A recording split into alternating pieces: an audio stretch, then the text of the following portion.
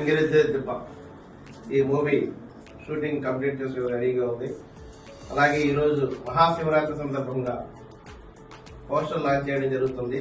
గౌరవనీయులు red bricks అధినేత మన కుమార్ గారి కేసుల మీదుగా ఈ యొక్క కార్యక్రమాన్ని వాళ్ళ ఆఫీసులో చేయడం జరుగుతుంది.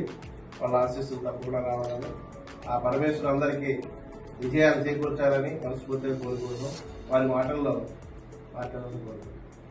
అందరికీ నమస్కారం అండి.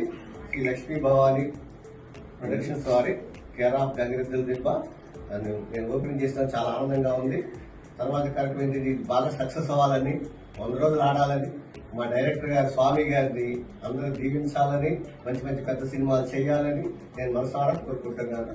గంగిరెద్దుల దిబ్బ ఈ రోజు పోస్టర్ లాంచ్ శ్రీ కుమార్ గారి చేతుల మీదుగా జరిగింది. ఈ పోస్టర్ లాంచ్ కి యాక్టర్స్ డైరెక్టర్స్ చాలా మంది ఆర్టిస్టులు అందరూ వచ్చారు. ఈ సినిమా సూపర్ సక్సెస్ కావాలని కోరుకుంటున్నారు. ఎస్ఎస్ స్వామి గారితో నాది మూవీ. ఆయన గత 15 మంచి స్నేహితుడు, చాలా కష్టజీవి, చాలా కష్టపడి ఈ సినిమాని తెరకెక్కిస్తున్నారు. ఈ సినిమా సూపర్ సూపర్ సక్సెస్ కావాలని మనసారా కోరుకుంటున్నారు. మహాశివరాత్రి సందర్భంగా శ్రీ లక్ష్మీ భవన్ ఫిలిమ్స్ వారి కేర్ ఆఫ్ గంగిరెద్దుల దిబ్బ సినిమా పోస్టర్ లాంచింగ్ బ్రిక్స్ అధినేత కుమార్ గారి ద్వారా పోస్టర్ లాంచింగ్ జరిగింది. ముఖ్యంగా దీంట్లో తారాదారులు అందరూ కూడా పాల్గొన్నారు.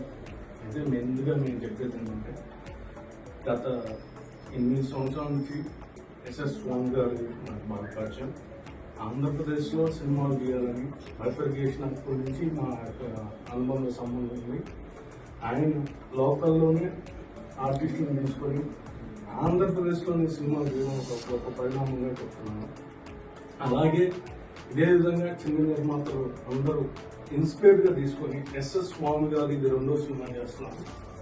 స్వామి గారు ఇదే ఇన్స్పైర్గా తీసుకొని చిన్న నిర్మాతలు కూడా ఇక్కడ ఆంధ్రప్రదేశ్లో మన సినిమా చేయాలని మనస్ఫూర్తిగా కోరుకుంటున్నాం. ఫిలిం ఛాంబర్ కామర్స్ తరఫున, తర్వాత తెలుగు మూవీ ఆర్టిస్ట్ అసోసియేషన్ తరఫున కోరుకుంటున్నాం. అయితే నేను చెప్పేది ఒకటే, ఇప్పుడు ఇంతకుముందు వేరు, ఇప్పుడు వేరు. ఇప్పుడు మన సినిమా రంగం నుంచే మన డిప్యూటీ సీఎం గారు పవన్ కళ్యాణ్ గారు వచ్చారు.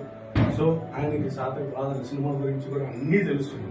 సార్ నేను చెప్పేది ఒకటే, ఇట్లాంటి మా చిన్న నిర్మాతల గురించి కొద్దిగా ఆలోచించండి, ఇంకా మంచి ప్రోత్సాహాలు మనకు కల్పించాలని గవర్నమెంట్ ద్వారా వినతి చేస్తున్నాం. అలాగే రెడ్ బ్రిక్స్ అధినేత కుమార్ గారు మొట్టమొదటి ఈ సినిమాలో కూడా యాక్ట్ చేయడం కూడా జరిగింది, నిర్మాతకు కూడా చేయడం జరిగింది. అయితే ఇలాంటి వాడు ముందుకు రావాలని మనస్ఫూర్తిగా కోరుకుంటున్నాను.